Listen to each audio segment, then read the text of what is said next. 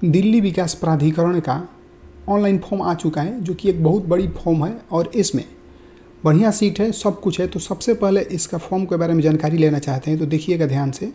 इसकी जो महत्वपूर्ण तिथि है भाई, ये 12 सितंबर को ही नोटिफिकेशन जारी कर दिया गया था, लेकिन ये जो फॉर्म शुरू होगा वो 6 अक्टूबर से शुरू होगा। यानी कि ऑनलाइन का डेट कब से? 6 अक्टूबर से। ठीक है।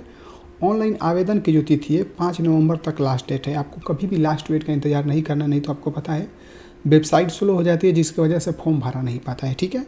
फीस उसी दिन ही लास्ट ही डेट है, फीस का भी और लास्ट डेट सेम है। ठीक है। अभी इसमें सुधार तिथि, यानी किसी का कोई फॉर्म भरने में गलती हो जाता है तो इसका कोई भी डेट नहीं है, और एग्ज़ाम डेट भी नहीं है, और एडमिट कार्ड का डेट भी नहीं है। यानी जैसे जैसे सब कुछ आएगा आपको बताया जाएगा। ठीक है। और भी सारा चीज़ है, जैसे कि यहाँ पर अभी आवेदन शुल्क भी अभी कुछ नहीं पता है कि कितना शुल्क लगेगा, लेकिन ये समझ लीजिए कि ये बिहार का नहीं है तो इसमें अच्छा खासा शुल्क लगने वाला है, क्योंकि सैलरी भी अच्छी खासी है। ठीक है। इसमें यदि बात करेंगे तो हर डिपार्टमेंट के लिए अलग अलग सीट है। एग्जाम्पल के तौर पर जैसे जूनियर इंजीनियरिंग के लिए स्टेनोग्राफर, पटवारी और माली एमटीएस और AEE के लिए 21 वर्ष से 30 वर्ष तक यदि उम्र है तो भर सकते हैं। ठीक है। अभी और भी सारा नीचे क्राइटेरिया दिया गया है, उसको आपको फिलअप करना पड़ेगा, तब जाकर आपका काम होगा। ठीक है। जैसे डिप्टी डायरेक्टर या असिस्टेंट डायरेक्टर के लिए 35 वर्ष से 40 वर्ष तक यदि आपका उम्र है तो भर सकते हैं। ठीक है। अभी नीचे में हम लोग बात करेंगे बहुत अच्छे तरीके से। तो यहाँ पर देखेंगे कि टोटल पोस्ट कितना है भाई, 1732 पोस्ट है, यानी कि एक तरीके से बहुत बेहतरीन पोस्ट है। अब इसमें डिप्टी डायरेक्टर के लिए कितना सीट है? 9 सीट है। उसी तरह असिस्टेंट डायरेक्टर के लिए कितना है? 46 है। असिस्टेंट एक्यूटिव इंजीनियरिंग के लिए 13 है। लीगल असिस्टेंस के लिए कितना है? 7 है। इस तरीके से बहुत सारा इसमें सीट दिया, आप लोग देख लीजिएगा। ठीक है। आप स्क्रीनशॉट इसका ले सकते हैं, हम आगे चलेंगे। ठीक है। उसी तरीके से यहाँ भी ये 2 सीट पड़ा हुआ है। ठीक है। उसके बाद यहाँ से यदि देखेंगे तो OL, जिसको जूनियर ट्रांसलेटर बोलेंगे, इसके लिए 6 सीट है, बाकी के लिए यहाँ पर इसे सीट दिया है। टोटल जोड़ेंगे तो कितना आ जाएगा? 1732 आपका टोटल सीट होने वाला है। ठीक है। बात अब यहीं पर ख़त्म नहीं होती है, असली कहानी तो यहाँ पर शुरू होती है कि जब इसकी एलिजिबिलिटी, योग्यता की बात की जाएगी। ठीक है।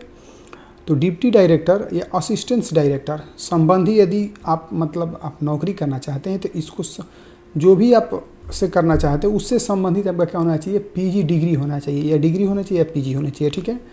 सिविल इंजीनियरिंग सिविल या इलेक्ट्रिक से होना चाहते हैं तो BE या BTech होना चाहिए। ठीक है। उसी तरीके से लीगल असिस्टेंस के लिए कानून की डिग्री होना चाहिए। इस तरीके से ये पूरा का पूरा सब कुछ आपको दिया हुआ है। ठीक है। प्रोग्रामर के लिए क्या चाहिए भाई? BTech चाहिए, MCA चाहिए। उसी तरह से सोशल असिस्टेंस के लिए क्या चाहिए कि MSc MCA, ये सारा चीज़ आपको चाहिए। ठीक है। अभी देखते चलिए। उसी तरह के सर्वेयर के लिए क्या चाहिए भाई? डिप्लोमा या सर्टिफिकेट आपके पास होना चाहिए सर्वे में, यानी कि इन सर्वे, यानी कि सर्वे जो लोग करते हैं उसका आपके पास डिप्लोमा होना चाहिए। ठीक है।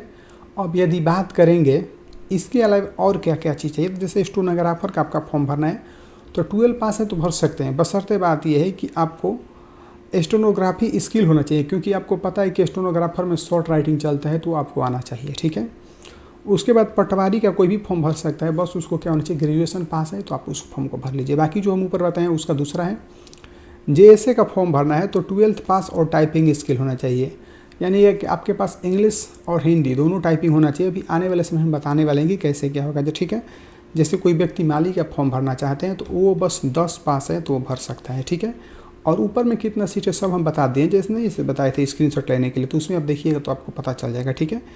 MTS भी कितना भाई? 10 पास पर है। ओके। अब यहाँ पर बात करेंगे चयन प्रक्रिया की, तो सबसे पहले आपको इसमें होगा क्या कि कंप्यूटर बेस्ड टेस्ट होगा, यानी कि CBT एक होगा। उसके बाद स्किल टेस्ट होगा, जैसे कि आपके पास जो स्किल है उसका टेस्ट देना पड़ेगा, जैसे कि टाइपिंग है, स्टेनोग्राफ है, यानी कि बोल सकते हैं कि क्या शॉर्ट राइटिंग। ठीक है। सिर्फ लागू पदों पर, जिस पर है उसी पर, सब पर ये नहीं काम करेगा। जैसे कि शॉर्ट राइटिंग किस में चलता है? स्टेनोग्राफर में। ठीक है। इस तरह से आपके चलेगा। डॉक्यूमेंट वेरिफिकेशन होगा, फिर मेडिकल होगा, और उसके बाद आपका मेरिट लिस्ट आ जाएगा। यदि बात करेंगे ये सब फॉर्म भरने के लिए तो कौन कौन डॉक्यूमेंट चाहिए, तो डॉक्यूमेंट भाई बहुत ही इंपॉर्टेंट है। तो देखिएगा डॉक्यूमेंट में क्या चाहिए कि पासपोर्ट साइज फ़ोटो चाहिए और सिग्नेचर चाहिए, स्कैन किया हुआ, ऐसे ही नहीं कर देना, फ़ोटो क्लिक करके। ठीक है। 10वीं का सर्टिफिकेट भी चाहिए और प्रमाण पत्र भी, दोनों ही चाहिए। ठीक है। 10th का हो या 12th का हो। इसके अलावा ग्रेजुएट हो या पोस्ट ग्रेजुएट हो, सबका अंक पत्र, प्रमाण पत्र दोनों चाहिए। ओके। प्रोफेशनल डिग्री जैसे कि बीटेक है, एलएलबी है, जो भी डिग्री आपके पास लगा दीजिए, जितना अधिक से अधिक मैक्सिमम डिग्री है लगाइए। उसी तरीके से जाति निवास है तो उसको भी लगाइए। कोई लोग दिव्यांग है यानी कि पीडब्ल्यूडी है, उनको वो सर्टिफिकेट लगाना ही लगाना पड़ेगा, ठीक है। यदि आपके पास एक्सपीरियंस है तो लगाइए, निवास है उसको भी लगाइए, ठीक है। इसके अलावा आपको वोटर आईडी कार्ड लगाना पड़ेगा, ये सारा चीज़ आपको लगाना पड़ेगा, ठीक है। आधार कार्ड लगा सकते हैं। अब क्या करना है कि जो भी आवेदन है उसको आवेदन को प्रिंट करके फीस उस अपने जमा करके फॉर्म कर ले सबमिट। लेकिन सबसे बात यहाँ पर ये शुरू होती है कि जब यहाँ पर बात आती है सैलरी की, तो भाई सैलरी समझ लीजिए कि बहुत बेहतरीन सैलरी मिलने वाली है। अब यहाँ पर सैलरी जो मिलेगा 7th पे यानी कि 7वां वेतन जो लागू है उस पर आपको मिलने वाला है। अब इसमें बात करेंगे तो सबके लिए अलग अलग पे है। जैसे किसी के लिए, ठीक है, 7th पे है, किसी के लिए मतलब अलग अलग लेवल का है। जैसे किसी के लिए 10th लेवल है, किसी के लिए 9th लेवल का स्केल है। इस तरह से करके आपको पेमेंट मिलने वाला है, ठीक है। इसमें डीए, परिवहन भत्ता, मेडिकल भी मिलेगा, यानी आपका पैसा भरपूर इसमें बचने वाला है, ठीक है। जो भी कुल पद है हर के लिए पता ही है कि सबके लिए अलग अलग सीट है, तो बात वही है। अब थोड़ा सा एक चीज़ और देख लीजिएगा, सबसे बड़ी बात ये है फॉर्म कैसे भरना है। इस फॉर्म को भरने के लिए सबसे पहले आपको जो भी मतलब कि हम बताए हैं वीडियो, उसको अच्छे से देख लीजिएगा। आप चाहेंगे तो ऑफिशियल वेबसाइट जाकर आप इसका नोटिफिकेशन भी देख सकते हैं, ठीक है। उसके बाद यहाँ से जो ये हम वेबसाइट बता रहे हैं, घेर रहे हैं, इस वेबसाइट से जाकर आपको क्या करना है, ऑनलाइन करना है, ओके। और उसके बाद जो भी डॉक्यूमेंट है सभी डॉक्यूमेंट को पेमेंट कर देना है, डॉक्यूमेंट लगा देना है। इसके अलावे यदि आप चैनल को सब्सक्राइब नहीं किए तो चैनल को सब्सक्राइब भी करिएगा। और कहीं से किसी भी स्टूडेंट को कोई दिक्कत होगी तो कमेंट ज़रूर करिएगा। मिलते हैं किसी अन्य वीडियो में।